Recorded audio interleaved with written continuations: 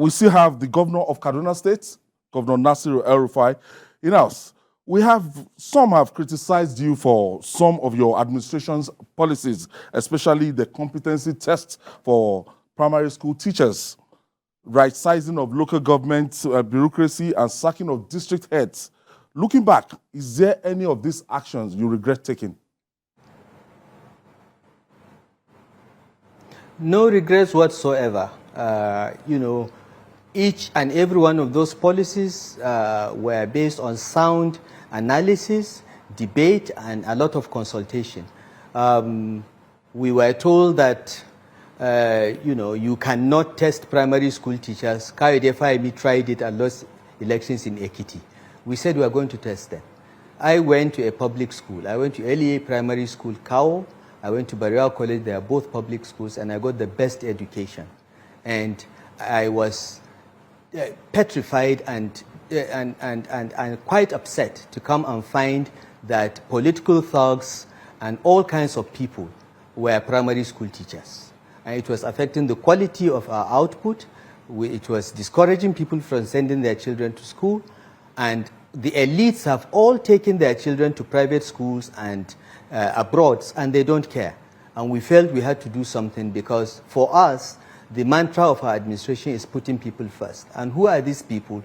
The ordinary people, those that we need to support so that they grow from their own initiative and hard work. So we did what we had to do. I have no regrets for that. And those that threatened us with electoral consequences that we would lose our election were shocked that we were elected by a very wide margin.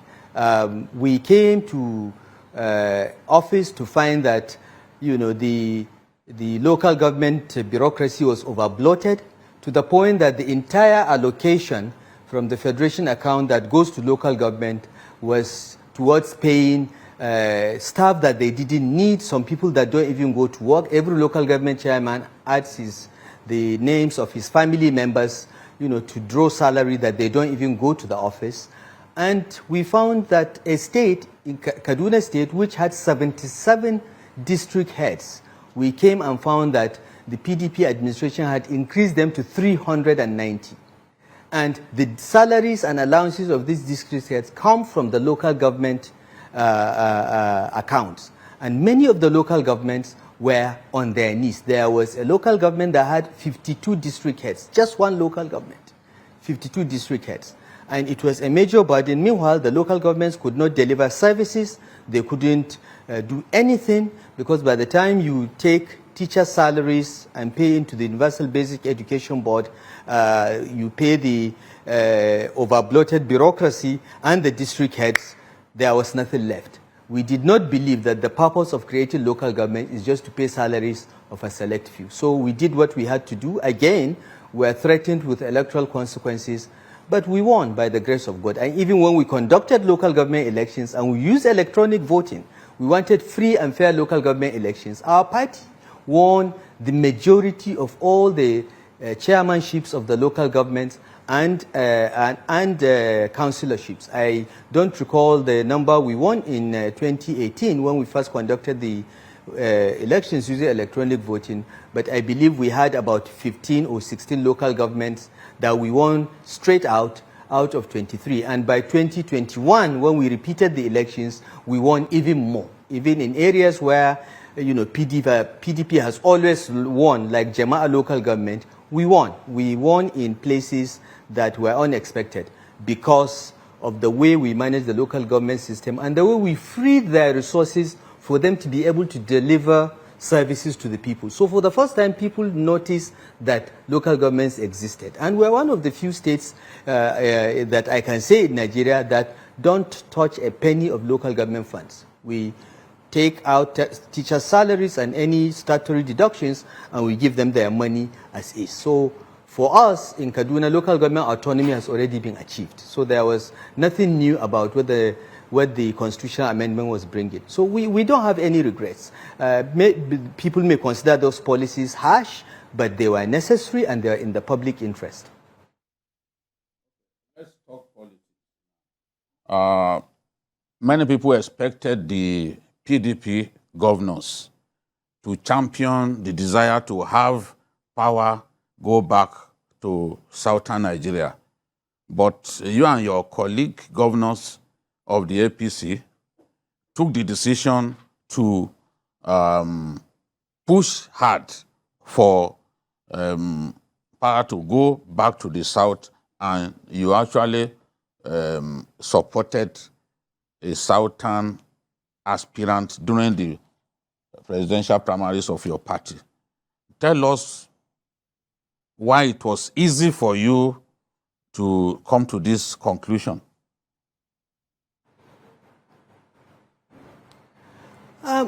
Honestly, it was not very difficult for several reasons.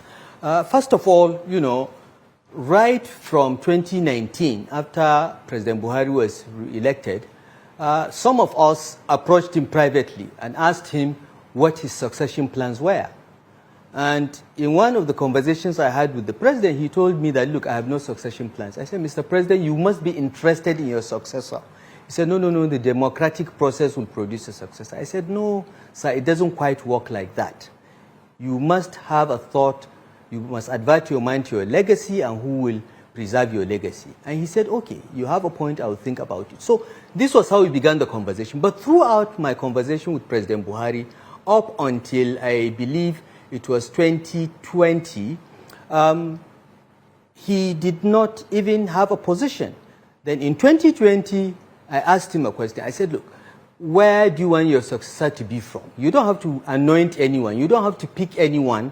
I know how you think. You believe in this democratic process. You were converted from being a military dictator to a democrat when you saw the collapse of the Soviet Union without firing a shot.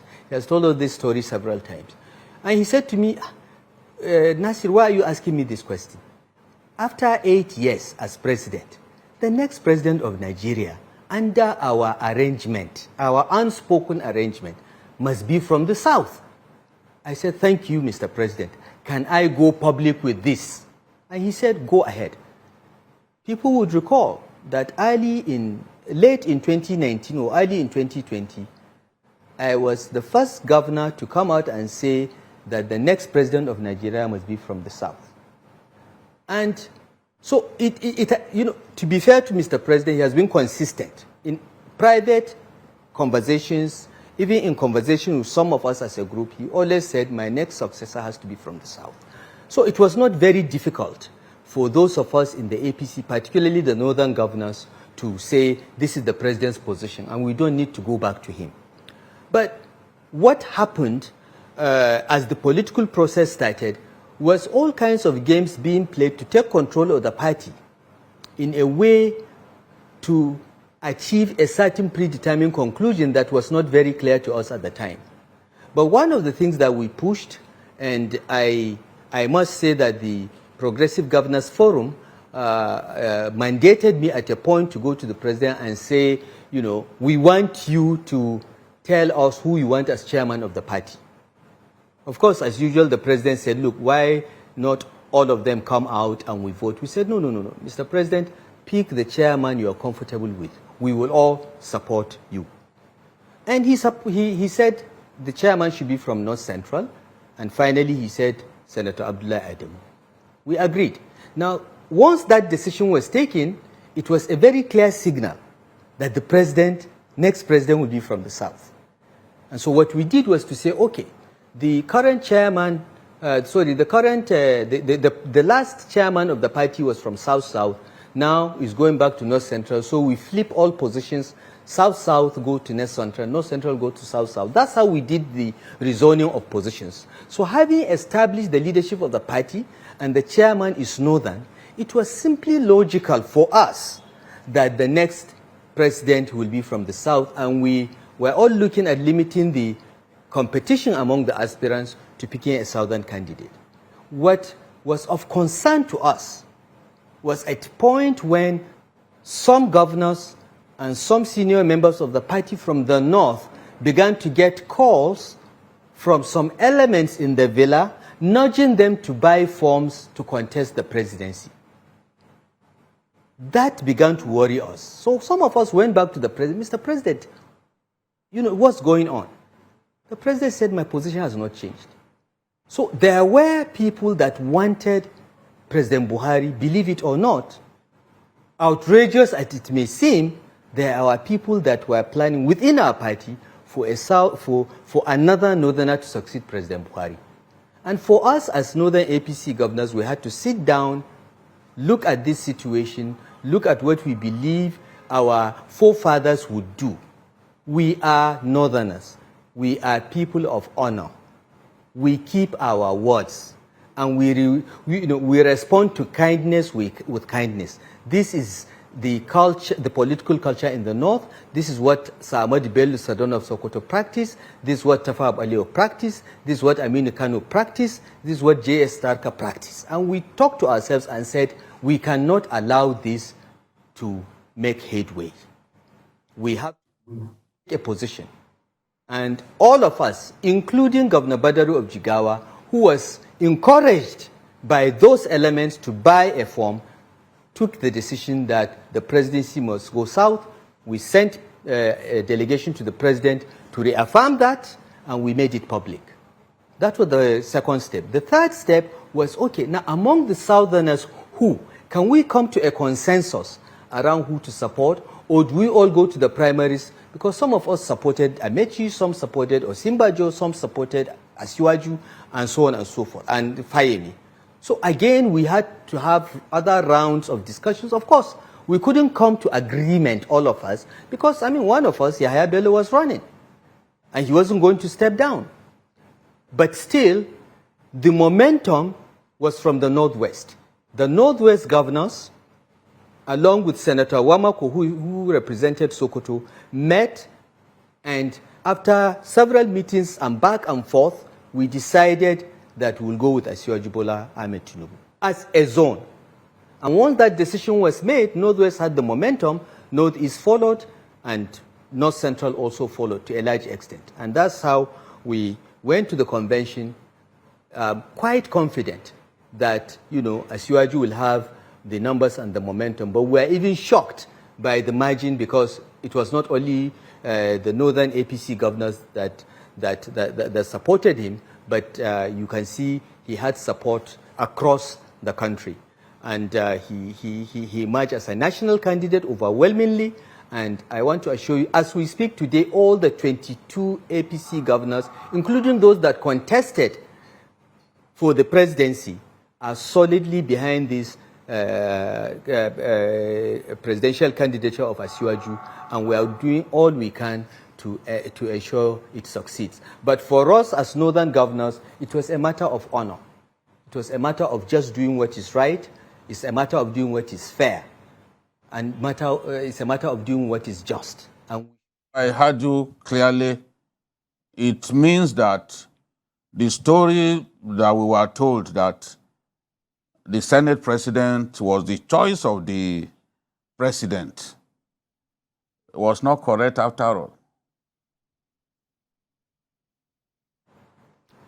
Well, we had that too. The members of the National Working Committee called us and said that the national chairman had told them that the Senate president is the anointed one. And again, the northern APC governors asked for a meeting with the president. We went to the president. We said, Mr. President, this is what we are hearing. This is not what you have been telling us in the past 2 to 3 years. Is it true? And the president expressed shock and said, I am not part of this. And right there and then he summoned Garba Shehu to issue a statement that he has not anointed anyone. And he told us very clearly, I have not anointed anyone. Go and bring me 5 southerners, 5 candidates from the south, and I will pick one. And we went back as progressive governors now, together, not northern APC governors, but as progressive governors, we met and came up with the names of Vice President Osinbajo, Asiwaju Bola Ahmed Tinubu, Governor Rotimi Amechi, Governor David Umahi, and Governor Kaide Fayemi. We took these 5 names to him and said, we believe that any one of these can be a veritable successor to your legacy. They are all former governors, they know how to run institutions, they know how to run states, and so on, and we can work with them. Pick anyone, Mr. President, we will support that person. Now, most of us have our preferences, but we will defer to you because of the love and respect we have for you. And please don't doubt this. All of us have great respect for the president because we know his heart, we know his intention. He's a man of great integrity, and he has the best of intentions all the time. He could be misled, he's human, but the intention is pure. So we went to him and we gave him the 5. And he said, look, you know, these 5, you've made very good choices. I've worked with all of them. They are all excellent. Any one of them can be president. Now you put me in a quagmire. We said, what's the quagmire? Just pick one. Close your eyes and pick one. He said, no, they are all my brothers or children. Let the democratic process produce the winner. And that's how we went to the primaries. The attempt to force a consensus around one person failed because the president insisted the democratic process must produce a person. Now, again, I'm back to those elements in the villa. They were the ones that wanted that candidate, and they didn't even have the courtesy to call us as governors and tell us this is what we want, so that we can have a discussion on the matter or even give our own views. But we didn't matter. We didn't matter. It was convenient to hide behind the president's name and say the president said, as if we cannot go to the president and ask him. And this is their modus operandi. The president said. Now, people like me that can go to the president and say, Mr. President, I was told this, did you say it? Are the most hated. Because I have that relationship with the president, I can always go to him and speak directly. And this is why I'm the enemy of most of them, along with some of us. Excellency, some years back, you complained about some elements in the same Aso Rock, some of them that were originally in the PDP, or perhaps they are even still in the PDP. In an interview that you granted Sunday Trust also at that time, the president's wife has also complained about some of these elements and the fact that they were making it difficult for the president to proceed at the right pace to guarantee Nigeria's growth and development. Many people have also said that some of these elements are openly working for the candidate of the PDP.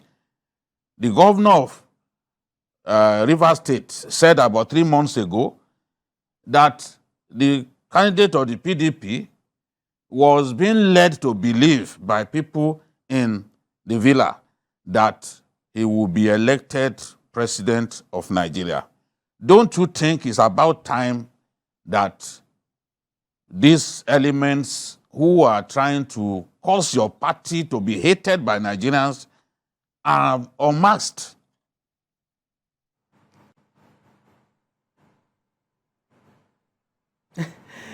Look, unmasking them is not as joyful as defeating them. They will be unmasked in time. But we have defeated them when they wanted their own people in the National Working Committee of the party. We have defeated them when they wanted their own anointed person to be the presidential candidate without due regard to due process or even respect for those of us that are governors that have slaved to put this party together, campaign for it, and deliver the election twice. Okay? We didn't matter. We are governors, we have problems. Governors are corrupt. Governors are bad. Governors, everything is governors. Meanwhile, none of them has contested an election as councillor. And if they did, they won't win.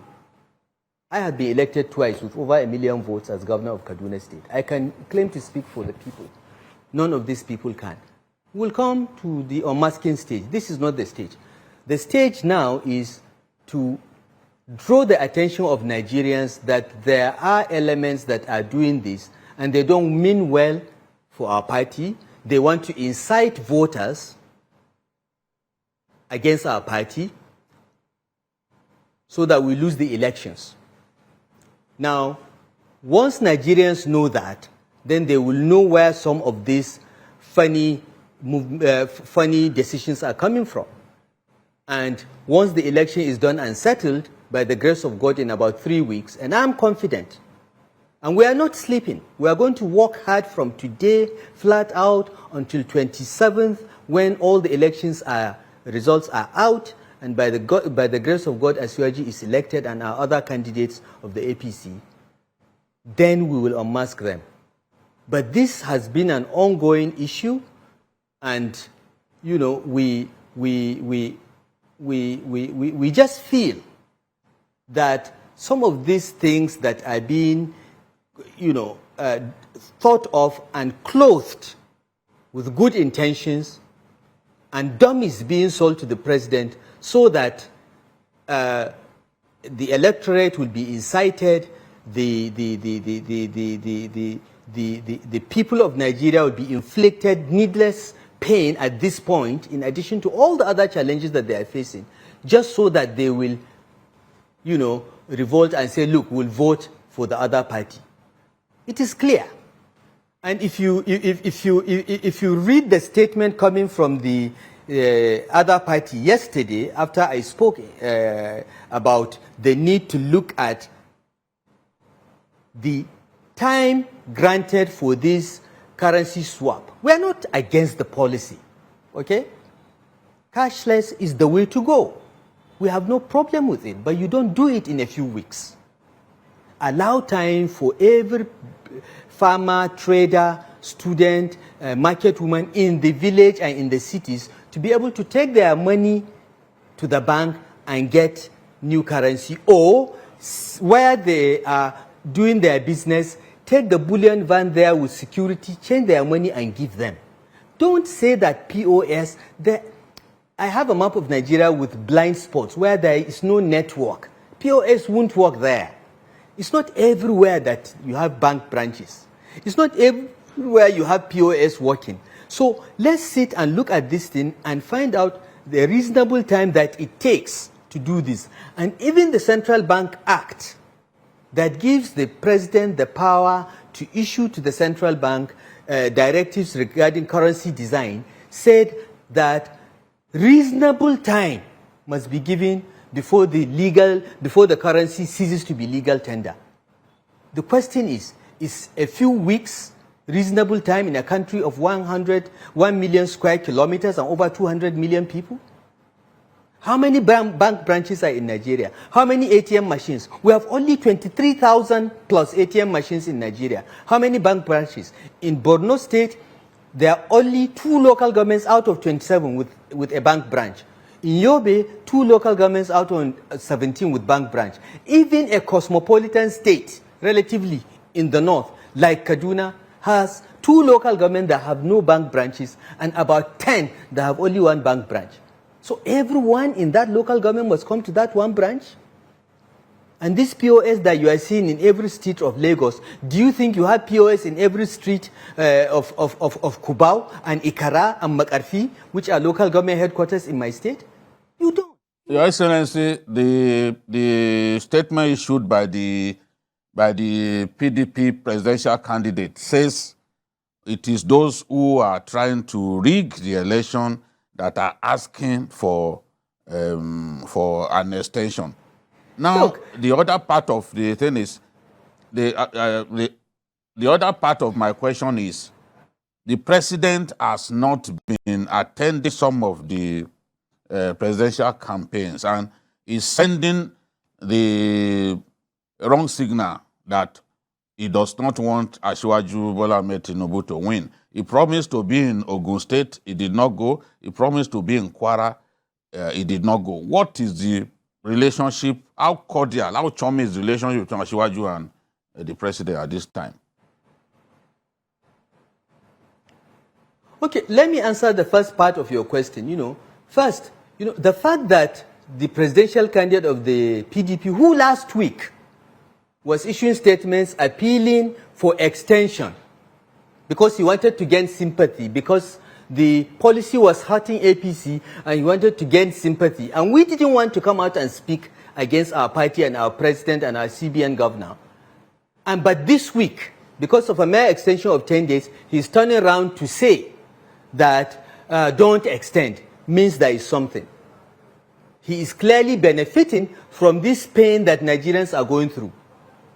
Every day, till today, I have seen protests in Lagos. I have reports of people in Kaduna that cannot buy food and they cannot sell because there are no currency notes around. But the presidential candidate of the PDP is saying, don't extend, because he's gaining from it. The incitement of people against the APC is, in his view, to his advantage. And this incitement is stronger in the north, in northern Nigeria, where Atiku hopes to benefit from. That's one.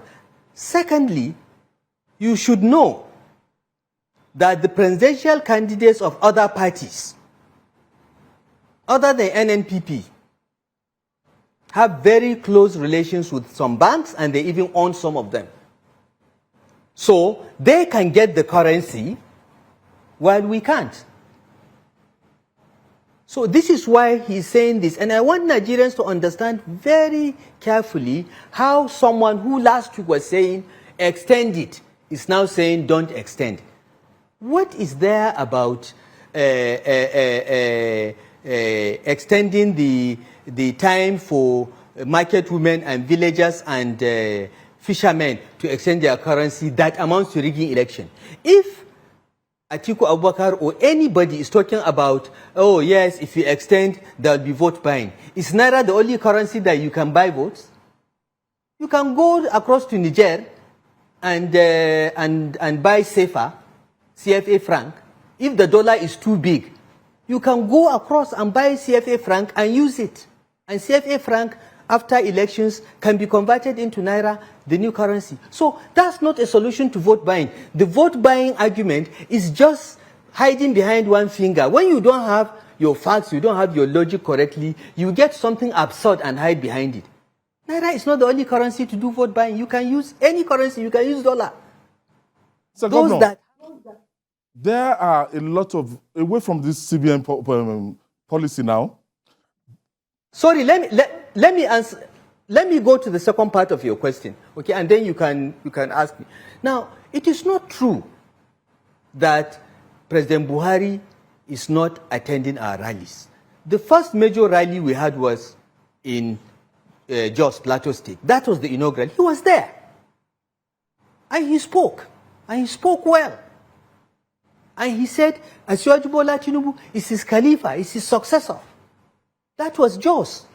After that, the next big rally we had was Kano.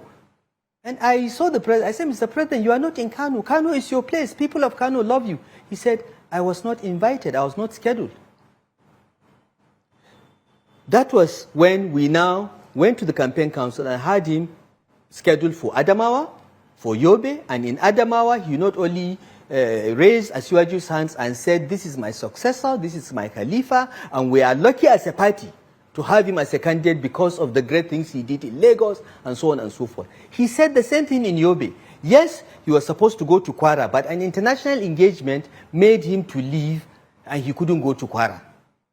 And he asked the vice president to represent him, but the vice president had a conflict too and couldn't go. I don't know what happened about Ogun, but on the day he was supposed to be in Ogun, he was somewhere else. I think he was in Kano or Katsina or Jigao or something else. So there was a mix-up. It is not true.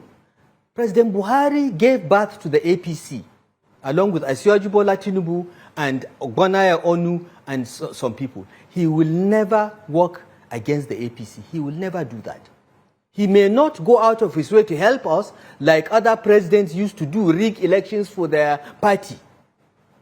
He has that integrity. He will not lift a finger to give us an advantage, but he will never work against us. It is not true. It is those elements that are doing these things and using his name. I know Buhari well enough to swear by the Quran and by the Almighty God, and I'm a Muslim, that he will never be part of that. None of them even has the audacity to even approach him on the subject. And President Buhari will go to other campaign stops, you will see going forward, but you have to understand he has the primary responsibility of running the country. And as president of Nigeria, it is his job when he speaks as president to say that, you know, I will do everything to make sure there is security, level playing field, and so on. But when he is with us as an APC leader, he endorses our candidates. He praises Asiwaju, and the relationship between them is excellent. All those that are putting those rumors are permutations. There are wishing that that would permutations. happen. It happened. Regarding the 2023 presidential election, and some opinion polls put together Peter Obi of the Labour Party ahead of others. How will you rate the chances of your party's candidates in the face of this? Opinion polls are distorted. Look, data analytics is one area that I'm in love with. When I was a student at the Kennedy School of Government, I was a teaching assistant for statistics. So I understand these things. I'm not talking as a politician or as a layman. I understand these things. The most important thing in looking at any opinion poll is the sample followed by the methodology. Okay? When your sample, when you have about 100 million registered voters and you are sampling 2,000 registered voters or 300 registered voters, I'm sorry, your results from day one are unreliable. They will have very high margins of error. And most of these polls are like that. What about methodology? Most of these polls, like the Bloomberg one, the ANAP one, the Okonjo Iweala one, all used telephone. What percentage of the INEC voters register contains people whose phone numbers are in INEC's records? We have found out 31%. So from the beginning, you are starting with only 31% of the total sample of voters. So if you pick your sample out of that 31%, from day one, your results are dead on arrival. Okay? So I can take each and every one of these polls and deconstruct them because I understand what is sampling, I understand methodology, and those polls are a joke, with the greatest respect. Okay? We have done a poll with a sample of nearly 40,000 across Nigeria. And the results of the poll show that we are ahead. It's going to be a tight election. There are a large percentage of undecideds, so we all must work hard to swing the undecideds to our side. But we are ahead. How can Peter Obi win any election? Peter Obi is polling 1% in Sokoto, 2% in Katsina, 5% in Kano. That's where the votes are. All states are not equal. The fact that you are doing 70% in Anambra State does not mean somebody doing 10% in Kano is not better than you. Kano is 4 million votes that actually happen. Anambra is what? The number of votes in Anambra is the size of one local government in Kaduna State. So all states are not equal. If you poll states and you make them equal, yes, Peter Obi will sweep the southeastern states. He will do well in South-South. Where else? He's not polling well in Southwest, other than a drop in the ocean in Lagos. He is polling in the Christian enclaves in the north. He's polling well, but how many are they? How many? Peter Obi cannot win the election. He doesn't have the number of states. He doesn't have 25% in more than, the last time we checked, in more than 16 states. He can't go anywhere. Peter Obi is a Nollywood actor, and that's all he will be. This election is between the APC and the PDP because they have the footprint, they have the spread. Ethnicity and religious bigotry will not take you anywhere. And that's what the Labour Party campaign is about. Thank you, Governor Nasir El-Rufai. I want to thank you for your time today. We are the only party with a candidate with a broad-based support across Nigeria. And by the grace of God, we are going to win. All right. Okay. Thank you. Thank you. Your Excellency, we would really love to bring you back because we had before the election almost 30 questions for you. And yes, we before the didn't go election, halfway. we didn't just get anywhere. Before the election, we promised to bring you back. With your permission. With your permission. Anytime, Tunde, anytime. Thank you, sir. Yes. No, absolutely. Please just let's schedule it again. It's my pleasure. Thank you.